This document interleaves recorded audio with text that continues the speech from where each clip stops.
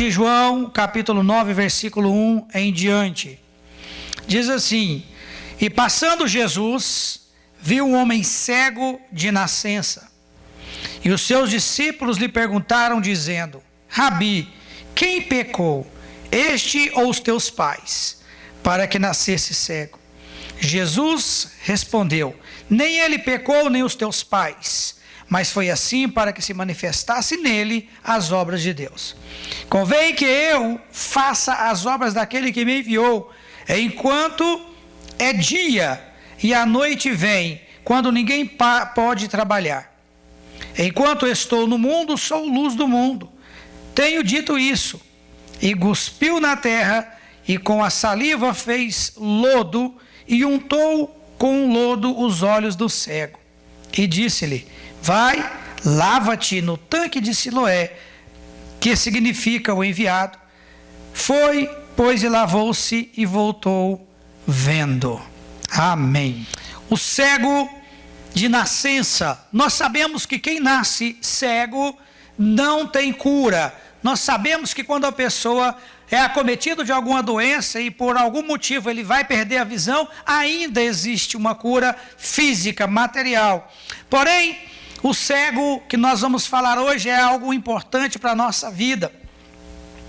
Essa cura se dá no tanque de Siloé, e esse tanque é próximo à cidade de Davi. Então é um recipiente quadrangular que media 25 metros de comprimento por 5 metros de largura e 5 metros de profundidade.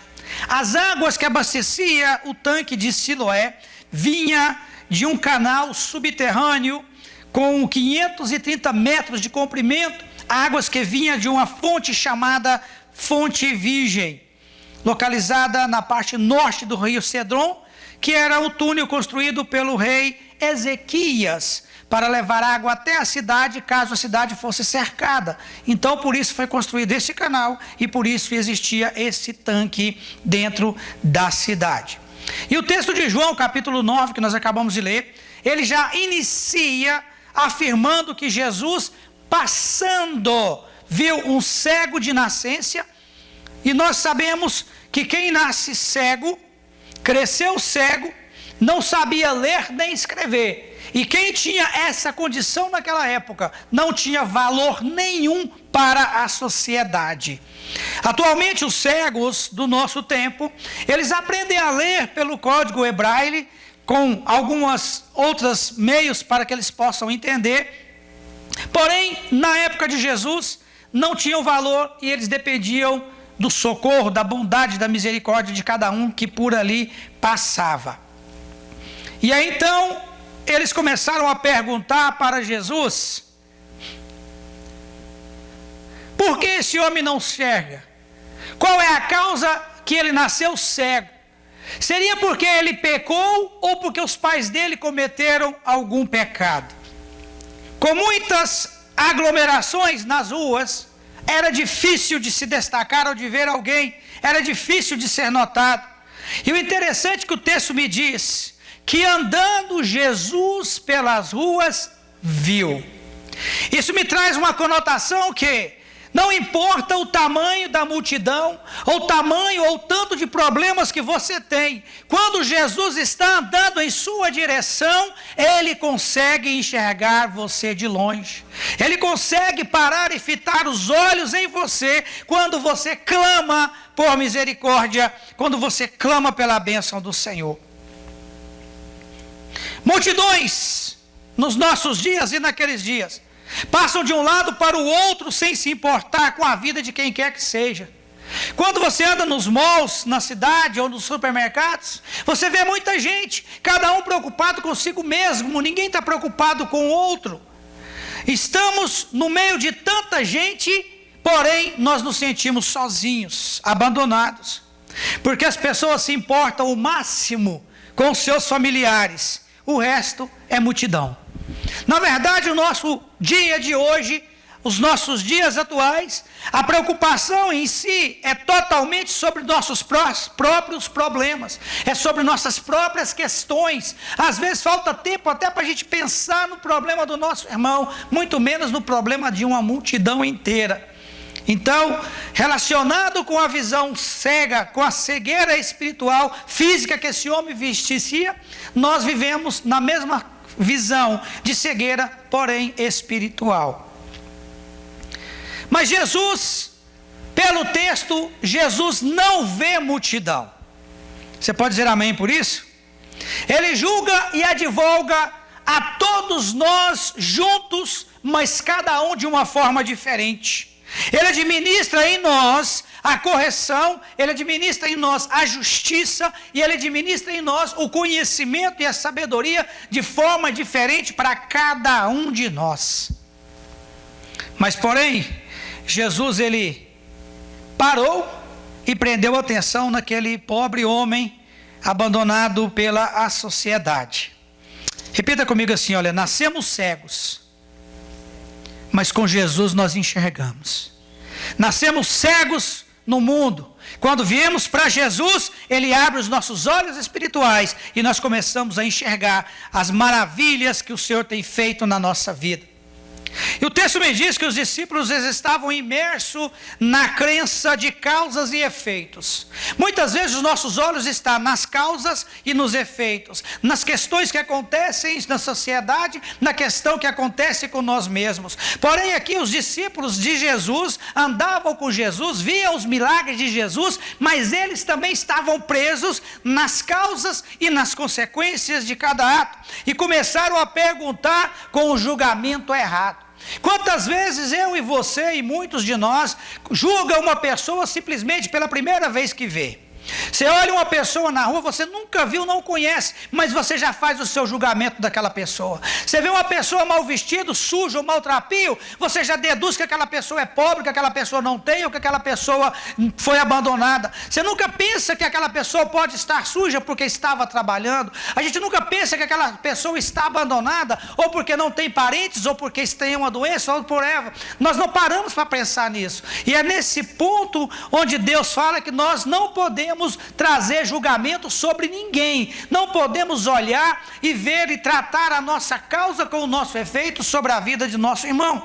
Nós temos que parar, olhar e refletir o que Jesus faria no meu lugar, em vez de julgar ou apontar aquilo que está errado na vida dos outros. Nós, seres humanos, nós somos implacáveis em tomar decisão pelos outros. Nós somos implacáveis em condenar o erro de outras pessoas. Jesus se importa com cada ser humano, sem distinção de cor e raça, ou etnia, ou de conhecimento. E aqui Jesus ele mostra aos seus discípulos que não havia nenhum castigo ou maldição sobre aquele homem. Muito pelo contrário, o que havia naquele homem era algo, na realidade, diferente de tudo que está acontecendo naquela época, mas é o real que acontece na nossa vida de hoje.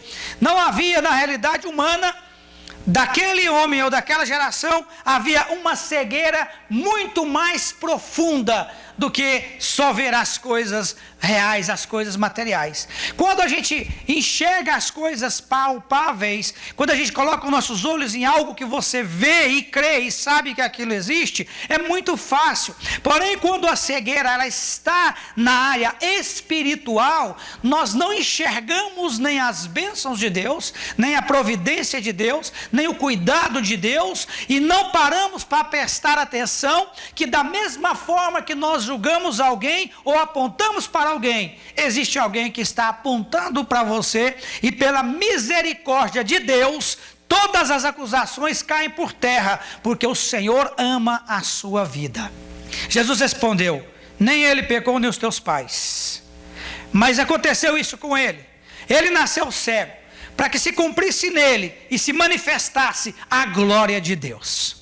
Muitas vezes nós não entendemos o que acontece na nossa vida. Nós não entendemos o que está passando conosco no exato momento, e não entendemos o porquê de todas as coisas. Eu falo para você com essa palavra: isso foi permitido para que a glória de Deus se manifeste na sua vida. Se você está sofrendo ou não está, tem problema ou está outra coisa que tem que resolver e você não está por fora, não está entendendo o porquê disso, isso foi permitido para Deus manifestar a glória dele na sua vida. A pior cegueira é aquela que nós deixamos de enxergar o sentido real da vida. Pastor, qual que é o sentido real da vida? É cumprir o princípio da lei, que era perdão e misericórdia. Praticar perdão e praticar a misericórdia. Este é o sentido real da vida daquele que serve ao Senhor Jesus. Amém? Porém, Jesus falou-lhes, pois: eu sou a luz do mundo. Quem me segue não andará nas trevas, mas terá a luz da vida. Aleluia. Jesus disse ao cego: lava-te no tanque de Siloé. Quando Jesus estava ali preparando para realizar mais esse milagre no seu ministério, porque era mais um de muitos, Jesus aproveita essa oportunidade para trazer uma lição moral valiosa para os discípulos e uma lição valiosa para mim e para você nos dias de hoje. Jesus poderia simplesmente decretar a cura dele instantânea, sim ou não? Jesus podia falar para ele que seja curado, ou veja, e ia acontecer. Não precisava de fazer, era só ele dizer isso. Porém, como ele queria ensinar algo para nós, como ele fez em outras situações na Bíblia, ele fez a cura e ele traz uma lição espetacular para nós que eu queria que você guardasse no seu coração. Amém? A cegueira de hoje, dos nossos dias, está relacionada a verdades mais profundas. Jesus não só queria curar material, palpável, como também abrir os olhos espirituais do cego e o nosso de hoje. Como assim, pastor? Assim, o lodo feito com a saliva passou a representar a cegueira espiritual que precisava ser lavada. Quando Jesus fez o lodo com a sua saliva e untou os olhos do cego, Jesus falou para ele ir se lavar no tanque de Siloé, correto? Então precisava ser lavado.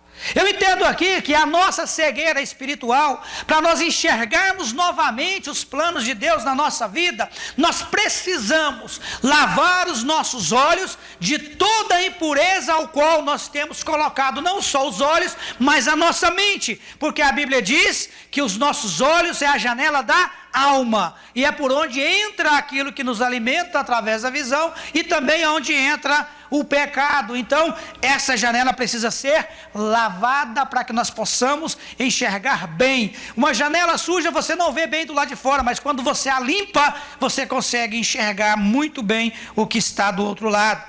Ao fazer a lama ou o lodo com o pó da terra, o que Jesus usou para fazer a lama? O pó da terra, correto? Correto? Isso faz alusão, ou isso me faz entender pela palavra, faz a criação do homem, que foi formada da terra, que está registrada no livro de Gênesis. Jesus fez o homem do pó da terra, pegou o pó da terra, molhou, fez o formato e dali então nasceu Adão. Então o homem foi criado do pó da terra. Quando Jesus pega a terra e faz lama com a sua saliva, o que ele me ensina disso? Que Jesus estava repetindo, exatamente em menor grau, consequentemente, a mesma obra que ele fez no princípio. Você vai entender comigo. Havia uma parte que faltava no cego de nascença. Faltava ou não faltava? Faltava o quê? A visão dele. Ele nasceu cego. Então, na criação, propriamente dita, do cego, faltou a visão, faltou que ele enxergasse. Então ele nasceu sem estar completado, vamos dizer assim, sem estar completado a obra na vida dele.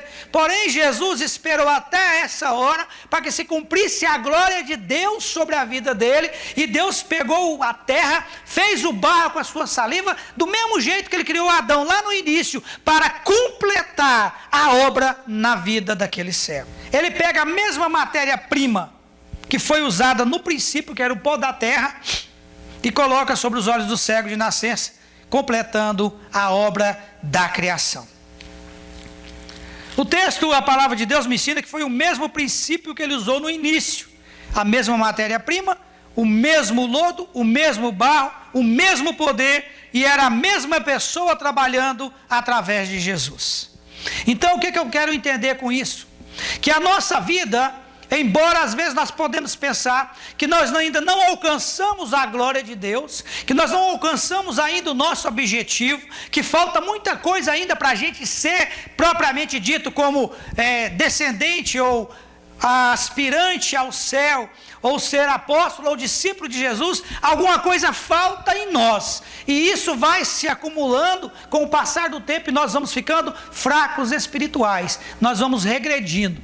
Sabia que cada vez que você se acha que está fraco espiritual, você está regredindo na sua bênção, você está regredindo na sua vida, porque a palavra me ensina que nós temos que olhar e marchar para frente, porque o nosso alvo está para frente. Quando você para na sua vida espiritual, é o mesmo que você está andando para trás, porque todas as demais coisas continuam andando e você está parado. O que você precisa? Que Deus te note no meio da multidão. Porém, para isso acontecer, nós temos que saber aonde é que Jesus vai passar, para nós nos colocarmos no caminho, para que quando Ele passar, nós sentiremos a presença e podemos adquirir aquilo que nós temos buscado do Senhor há muito tempo.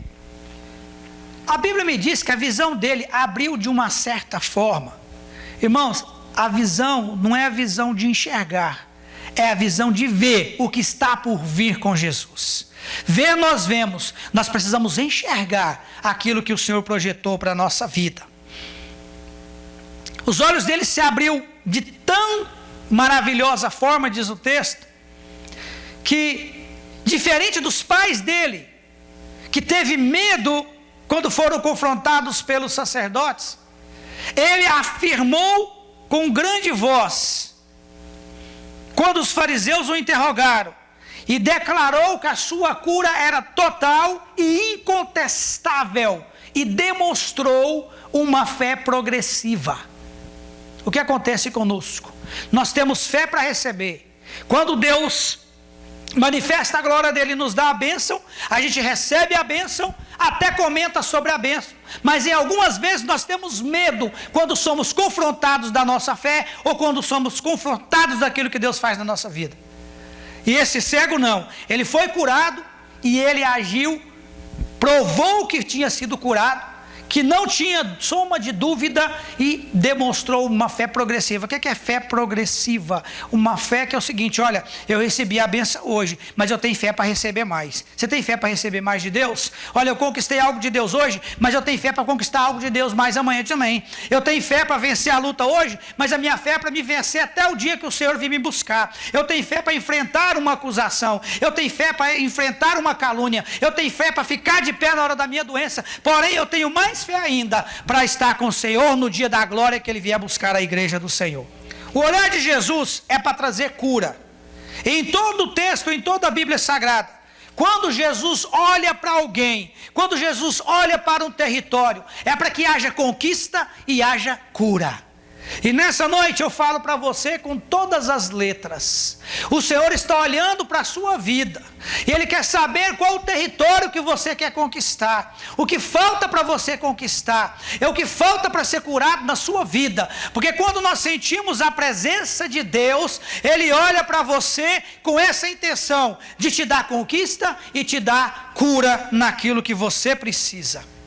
Ele está olhando para a tua causa nessa noite.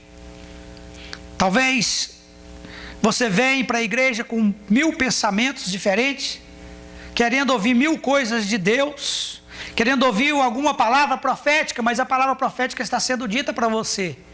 O Senhor, nessa noite, Ele viu você no meio de toda a multidão, em todas as suas aflições, em tudo que te rodeia.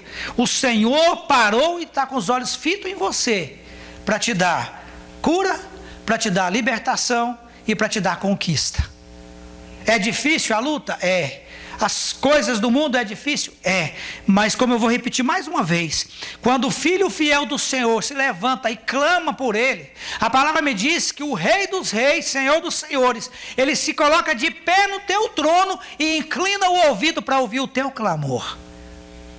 Se a Bíblia me diz que ele se levanta do trono para me ouvir, se aqui está me dizendo que no meio de todo esse mundo, de todas as pessoas, ele parou e está com os olhos em você, é porque ele quer abençoar a sua vida de alguma forma. Ele quer tocar em você em alguma forma que você tem pedido. Ele quer trazer para você a esperança e a vitória em alguma coisa que você tem pedido para ele. E eu entendo que eu preciso estar no lugar certo, na hora certa, para receber aquilo que Deus tem. E muitas vezes, às vezes o certo para nós não é o certo de Deus. Às vezes a nossa luta em vir para a igreja, a nossa dificuldade em estar na igreja, para nós pode ser uma dificuldade, mas para o Senhor pode ser a hora certa. Para o Senhor pode ser o lugar onde Ele separou para colocar os olhos no teu problema e na tua situação. Eu lendo essa tarde aqui, eu pensando em algumas coisas que têm acontecido durante a semana, e eu cheguei a uma conclusão pela palavra, que não tem como você estar no caminho de Jesus e Ele não te notar. É impossível você orar, jejuar, ler a palavra, ir na igreja, cumprir com as suas obrigações de cristão, ser boa pessoa com os demais, amar os outros. É impossível você estar nessa vida e Deus não notar você. Então isso serve de acalento para o meu coração, porque todas as vezes que você vem no culto, que nós viemos aqui adorar a Deus, Deus não olha para a multidão, Deus olha para aquele que está adorando. Se tiver um estádio com 30 mil pessoas e só um estiver adorando, Deus não vê a multidão, Deus vê aquele que está adorando.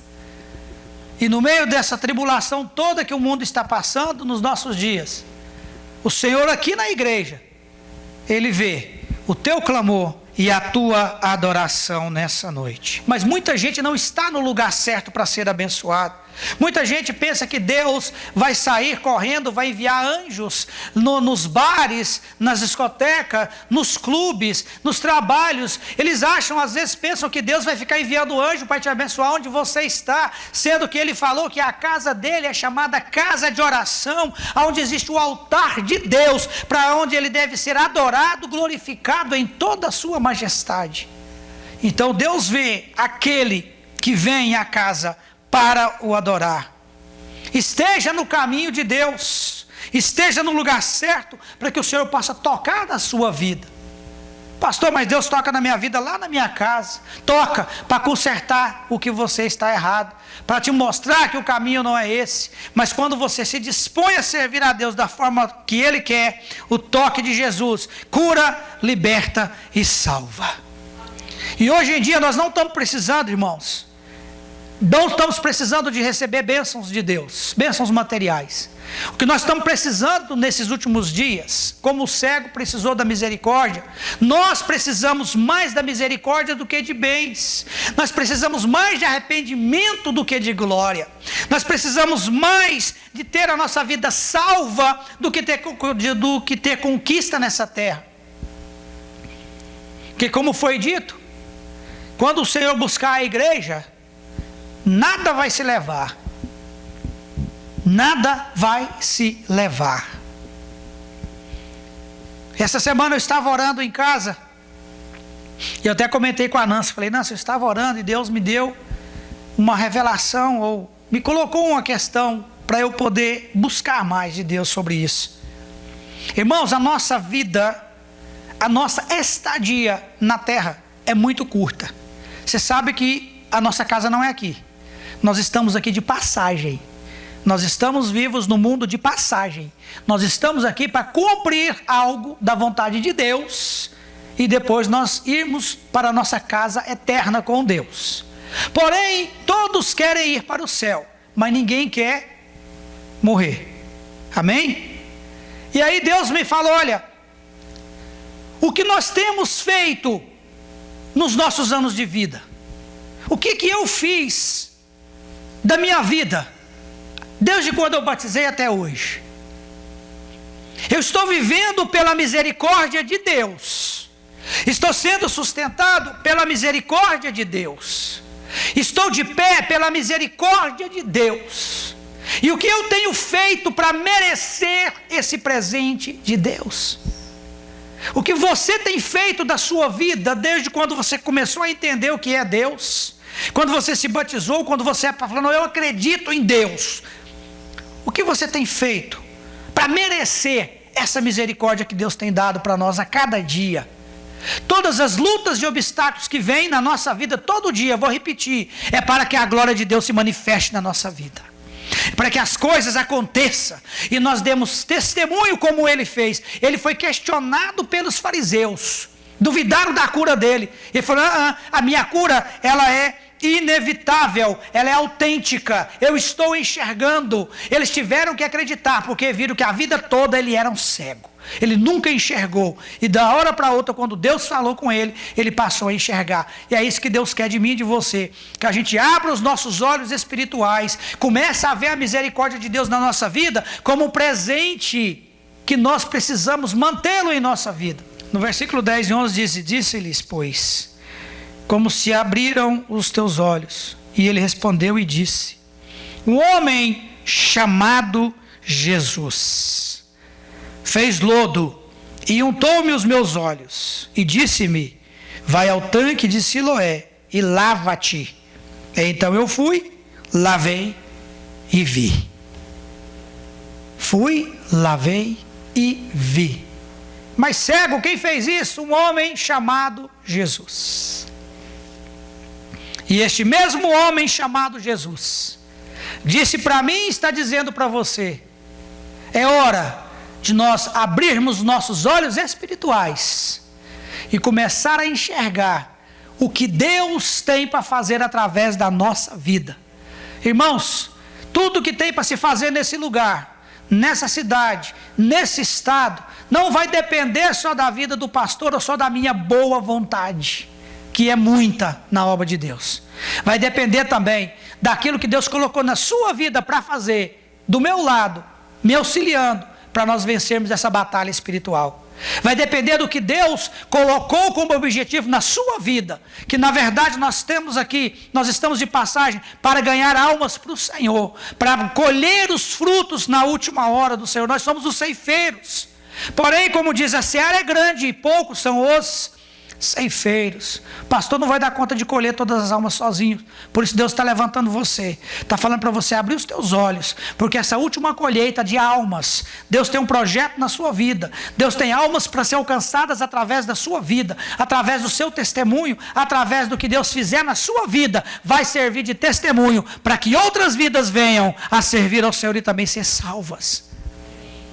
Por isso que muitas pessoas pecam e erram, porque elas olham só para o pastor, olham só para os obreiros. Não, a obrigação é do pastor de ganhar, uma obrigação é dos obreiros. E aí Deus fala, e cadê o talento que ele colocou na tua mão? Para ser multiplicado. A sabedoria, a inteligência, o conhecimento, o prazer de falar de Jesus, a misericórdia dele na sua vida, tudo isso é talento que Deus deu para cada um de nós, para que nós cumprimos aquilo ao propósito que nós fomos chamados para Deus. Eu quero dizer para você, olha, não desista. Prossiga para o alvo que é Jesus, como diz a Bíblia, porque hoje, não é amanhã, é agora, o Senhor tem bênção para a sua vida. Deixa eu dizer algo para você espiritual, quando eu disser para você que Deus tem uma bênção para a sua vida, pelo menos comigo, não entenda que eu estou dizendo que Deus vai te dar dinheiro, vai te dar riqueza, não. Estou dizendo que Deus tem uma bênção na sua vida, espiritual.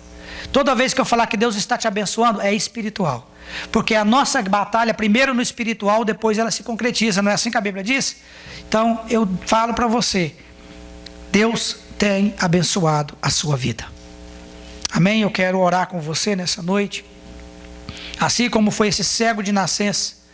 Nós nascemos cego, mas com Jesus nós enxergamos. Nós não estamos sem propósito nessa terra. Você não está nessa cidade sem propósito. Você não veio para cá só para trabalhar. Você não está aqui só para trabalhar. Você não está aqui só para ir no culto uma vez na semana. Você está aqui para cumprir o que Deus chamou você para fazer. E olha, se eu fosse você, pega esse conselho que eu estou te dando, que eu estou falando de Deus. Deus colocou você aqui com um propósito. E esse propósito ele vai se cumprir na sua vida, quando você se dispor a realizar aquilo que Deus te chamou para fazer. Se você não cumprir o propósito de Deus na sua vida nessa cidade, Você vai ficar como parado, vai ver as coisas passar, as coisas acontecer, e nada vai desenvolver na sua vida. Porém, se você começar a dar espaço para o Espírito Santo operar na sua vida, aí sim você vai ver o poder de Deus e a glória manifestar na tua casa, nos teus negócios, nos teus business, em tudo que você colocar a mão será abençoado, porque a palavra do Senhor é contigo nessa noite. Estou te dando uma profecia de Deus nessa hora. Se você é espiritual, pega, porque é para você que está me ouvindo.